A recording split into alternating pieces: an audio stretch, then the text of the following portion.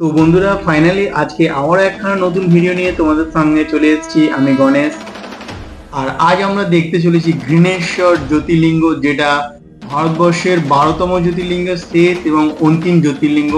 সেটাই আজকে তোমাদের সঙ্গে শেয়ার করব, তোমাদেরকে দেখাবো। চলো ভিডিওটা পুরো দেখতে থাকো আর ভিডিওটা শুরু করা যাক। কালকের ধোসা থেকে আজকের ধোসা ভালো আছে।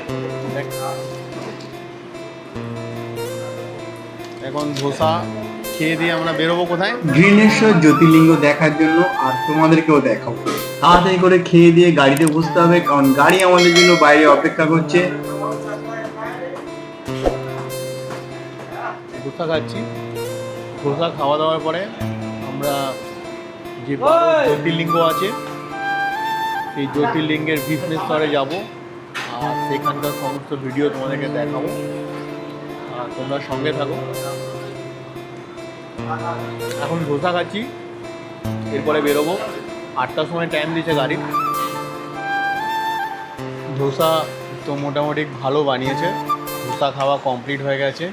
তো আজকের ভিডিওতে অনেক রকম অ্যাক্টিভিটি আছে, সেগুলো সবই তোমাদেরকে দেখাবো। ভিডিওটা পুরোটা দেখতে হবে, তবেই পুরোটা জিনিস বুঝতে পারবে। তো বন্ধুরা, চলো রাস্তায় যেতে যেতে এই মন্দিরের সম্বন্ধে কিছু তোমাদেরকে জানাই।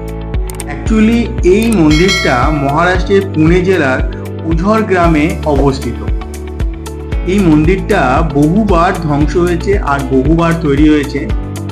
1730 সালে অহিল্যাবাই হোলকার তিনি এই মন্দিরটি পুনর্নির্মাণ করেন।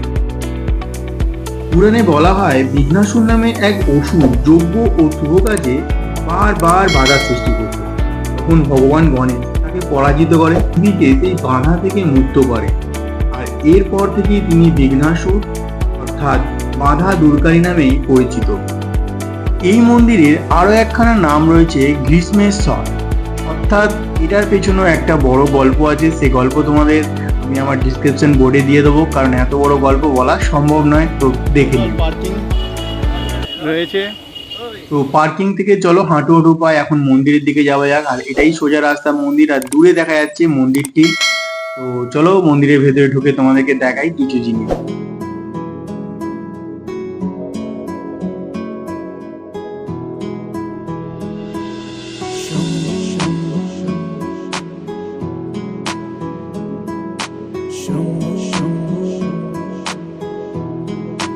हरे हरे शंभु शंभु शंभु महादेवा शंभु शंभु शंभु महादेव हरे शंभु शंभु शंभु महादेवा शंभु शंभु शंभु महादेव हरे शंभु शंभु शंभु महादेवा शंभु शंभु शंभु महादेव कर्पूर गौरम करुणावतारम संसार। মন্দিরের ভেতর থেকে বেরোবার পরে যেন মনের মধ্যে একটা পরম শান্তি আসলো। আর প্রভুর দর্শন করার পরে তো মন আরো পড়ে গেল। এখন বাইরে বেরিয়েছি, আর এরকম দেখতে পাচ্ছ প্রতিটা মন্দিরের সামনে যেরকম দোকানপাট থাকে এরকম দোকানপাট রয়েছে।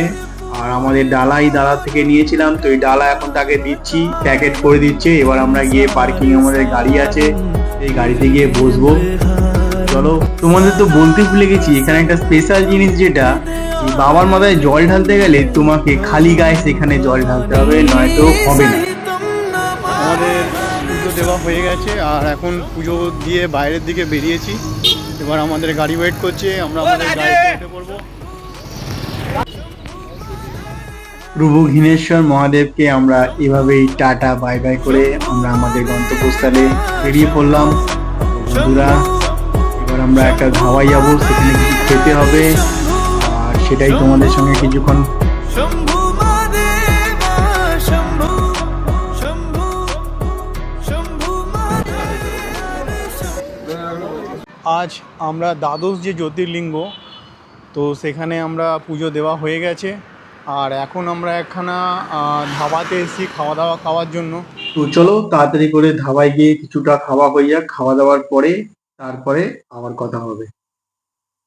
আর খাবারের মধ্যে আজকে বেশ ভালো খাবার রয়েছে, ডাল রয়েছে, একখানা পনিরের তরকারি আছে, চানা মশলা আছে, মিষ্টি আছে, পাঁপড় আছে, ভাত আছে।